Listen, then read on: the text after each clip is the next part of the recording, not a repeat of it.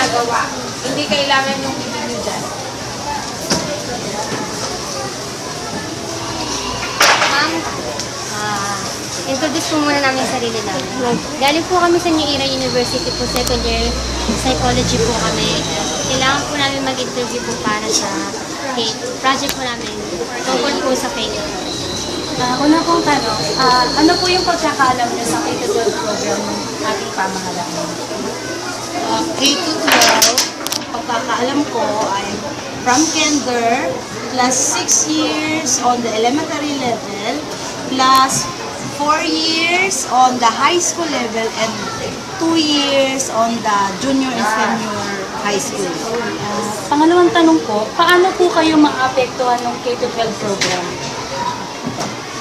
As part of the teaching staff of San Diego Elementary School, we as a teacher is affected on the implementation of the program. Ma'am, may nakikita po ba kayong kagandahan nito para sa inyo at sa mga susunod na estudyante, lalo na po yung maapektuhan ng K-12 nga po? May maganda po bang maidudulot? Kung tama at maayos ang pagkaka-implement, maganda ang K-12. Kaya lang, sa ngayon, nakikitaan siya ng kakulangan. Kakulangan in terms of planning, kakulangan in terms of materials, kakulangan in terms of trainings and seminars on the teaching staff. Kasi hindi sila prepared actually. Ma'am, paano kung halimbawa, ito na po, nandito na po yung K-12 program. Anong klaseng pagbabago yung gagamitin nyo sa pamamagitan po ng paraan nyo ng pagtuturo? Yung content po ng pagtuturo, tsaka kung paano na kayo magbibigay ng mga instructions sa mga bata kapag ito na-implement na po yung K-12. Paano pong magbabago? Kasi sa K-12, mas binigyan nila ng center yung MTB o mother tongue based na pagtuturo.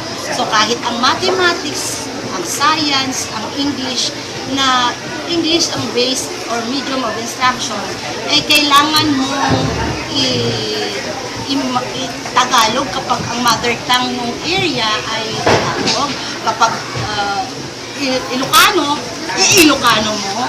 Kung Bisaya, ibibisaya mo. So in terms of that, some teachers are not that good enough on the language of all the people, of all the children or pupils on the area or in the community. Kaya mahihirapan in terms of language dahil sa pagtuturo. Pero ma'am, another question po, paano po kayo hinahanda ng inyong paaralan para po sa K-12 in terms po ng seminars, training, tsaka yung mga reading materials po ba, okay na po ba? Yung facilities po ng school, ready na po ba para sa K-12? Sa amin ngayon, sa grade 3, dahil next year pa kami maaapektuhan ng K-12, wala pa kami ni single seminars or trainings on K-12. So, actually, supposedly, no, kung next year magiging part na kami ng K-12, sana ngayon pa lang we are trained, no? Para medyo, kumbaga, pagdating ng school year 2014-2015, hindi kami nga. Okay, kaso lang ang schedule namin is summer pa. And summer, 2 months or 2 weeks na nakalagay doon sa program ng K-12 for grade 3 is not enough, I think, to prepare teachers in grade 3 for the program of K-12. Ma'am, kung may K-12 na po, magbabago ho ba yung sahod yun tsaka yung teaching schedule? Hindi sa sahod. Pero ang teaching schedule, yes. Last na po, sang-ayon po ba kayo sa K-12, ma'am? Number 5 na yan tayo, ano? Ang sagot ko, no.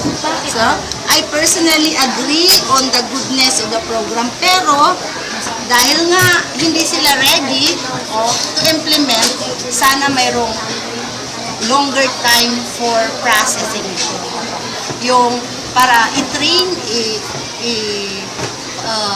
i-modify o i-extend kung ano pang mga dapat na mga revisions. Diba? Hindi kasi ganun-ganun lang yun eh. Parang hirap talaga, bigat-bigat sa Yun lang po, ma'am. Maraming salamat. Ma'am, ano po uling pangalan niyo po? I am Mrs. Marley Matias. Oh, maraming salamat po. Thank you. Apo, sige. Pwede ko na siyang continue. Yes, sige po. Ang pasensya. Matter, bago mag-energy force and so on. Ngayon K-12, agad-agad, matter, first grade. Walang science ang 1 and 2. Ang science ng 1 and 2, meron sila Meron health din and health and science. science. Oo. Health and science, kaso lang, hindi naman doon, kumbaga, oo, nakakonsentrate sa content ng science ang buong subject na yun. Hindi mo sobrang hirap po ipaintindi sa mga bata. Tsaka grabing visual aids. Ang saka na Bilang, kumbaga, ang scope niyan, lumaktaw ng ganung kahaba. Kaya dito ang answer ko, teach content on the level of the pupils and to increase the difficulty as the preparation or readiness of the pupils goes on. Kasi, oo nga, sinabi nila matter. Eh kung wala pang idea yung bata dun sa paano niya malalaman na ang matter? Eh, ganito. O yung sa Arbeck nga. O yung sa Arbeck nga, medyo madali yung unang ng lesson nila. Hirap pa din sila. Pero ma'am, Kasi grade 1 and 2 kasi talaga wala silang parang in-integrate lang yung sa sa English nila. Mape. Mape. Ngayon nata may mape na sila yung May sa mape K to sila. 12. Ano ba yung subject nila na may health and science? Mayroon din yun, health and health. ma'am, may mga reference na po ba kayo nagawa? Pang grade 3 yung book, tapos matter na agad yung tawag. Wala pa. May mga ganun. Wala pa. Sa ngayon, ang mga hawak naming books ay Arbeck pa rin. Arbeck pa. So, bali ma'am, sarili niyo yung creativity kung paano niyo ipapaintindi sa bata yung matter sa grade 3. Tulad ngayon ang grade 2 naming K-12, dumating ang books nila, third grading na. Hindi naman pag-aaralan ko. Oo, books nila ng Sila ng K-12. Third Hindi, grade ibig sabihin, na. hindi talaga, maganda yung objectives nila Kaso, sa program. Kaya lang sa pag-implement, masyado pang kulang. Maganda ang K-12 kasi sa mga mahihirap na pamilya, yung high school na 2 years na yun, di ba hindi na sila magpapakacollege na sa kasi skills na yung 2 years na yun. Pwede na nilang na makapagtrabaho sila after 2 years na yun. Kaya lang, preparation talaga. sana hindi agad-agad. Kumbaga, muna sila, step ba, hindi muna in-implement agad.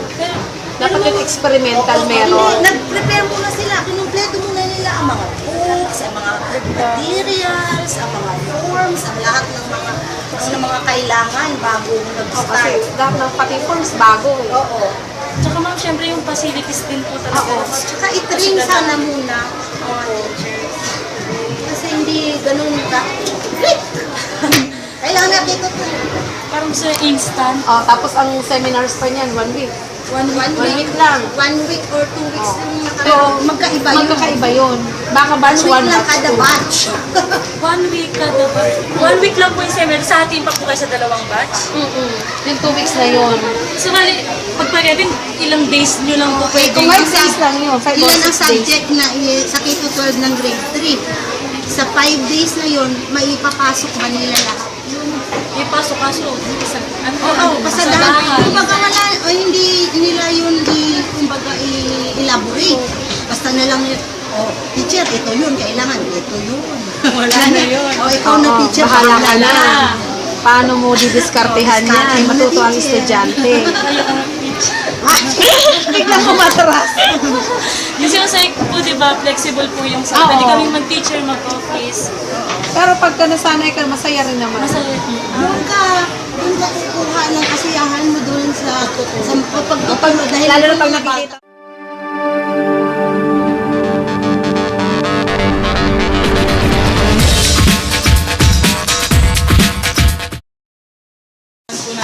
Woman!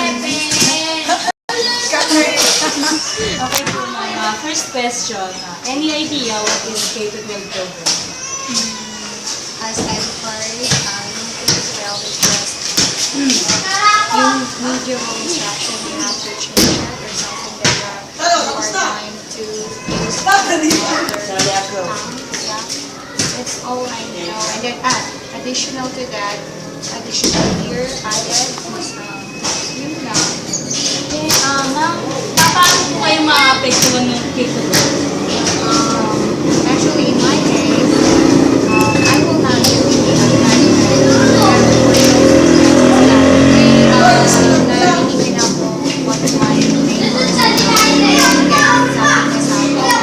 ay, ano ba yung pag-additional daw? Ibig sabihin, mapapatagal sila sa pag-graduate. So, sila yung affected. But in my case, sabi ko, parang okay na yun sa kanila. Kasi unlike other countries, may ganun din sila. Kumpara sa, ganun na sila. So, para maging based, para maging, what do you call that? Yung parang maging pantay tayo sa ibang bansa. So, we need to be with that program. Ma'am, may nakikita mo ba kayong kagandahan nito para sa inyo? Lalo na yung mga susunod na estudyante na mga apektuhan na mo ng K-12. Anong kagandahan nito? In my case nga, sinasabi ko na ang kagandahan niyan is mag-equip yung students. Kasi kaya na lang sinabi ko na para tayo ay nakumpara sa taga-ibang bansa, so kailangan natin yung K-12. But it needs, yung parang kailangan ready din yung school. Diba? Ready yung school para ready din yung students, and then changes will be, parang maging talaga, may makabuluhan. Okay. Next question po. Ano yung klaseng pagbabago yung i-a-adjust nyo for your teaching styles, yung content po, yung methods, yung medium of instruction, paano po magbabago sa makagawin? Kasi, I guess, yung medium of lang talaga sa akin. Kasi, di ba, imagine mo, you have to change, pag dito, you have to use Filipino, and then I'm teaching science. So, parang ang hirap ko, di ba, tatagalogin ko yun, di ba? Ang hirap. Di ba? So, that would be the, parang yun yung challenging, tapos pagbabago na aking ma-experience in having that kind of program. Mahirap po ba ito para sa parte mo, yung mag-change ka ng nakasanayan? That would be because, di ba, pag science, paano naman? Diba? Pero actually, major is Filipino ako, but now, yung tinuturo ko science, ang hirap. Diba? O siyensa. Ang hirap. Parang yung matter. Diba? Ano yung matter? Diba? Mahirap. Ma'am, eto, paano po kayo pine-prepare nung pamahalaan ng school in terms of seminars, trainings, facilities, okay na po ba? Yung mga reading materials para po sa mga i-enter ng K-12, gano'n ko ka-ready? Meron naman din kami mga trainings here, but not very talaga. Well, ganyan. Kasi nga, bilis-bilis ata yung hindi ko alam, diba? Talagang wala pa akong seminar, so not yet ready, diba? Pero mapaghahandaan din naman yan. Okay lang, no? Diba? Ma'am, yung salary niyo po, tsaka yung teaching schedule na magbabago ba yung salary? Salary, it's okay. Ang schedule, magbabago yun. Kasi, diba? Definitely talaga yun. Do you agree with the K-12 program? Yes, I do. Bakit po? I agree because, ano nga yung sabi ko dyan? I agree kasi para na rin yan sa mga kabataan. Kasi ngayon, kumpara na naman natin yung taga-ibang bansa, para naman tayo ay mapantayan natin yung standard ng taga-ibang bansa. But the only merong ba? Pwede ba yun? Nag-agree ka na to start? Meron naman. Dahil lang sa yung medium of instruction. Ano pa po yung iba yung pwedeng masabi about sa K-12? Ano pa bang iba kong masabi?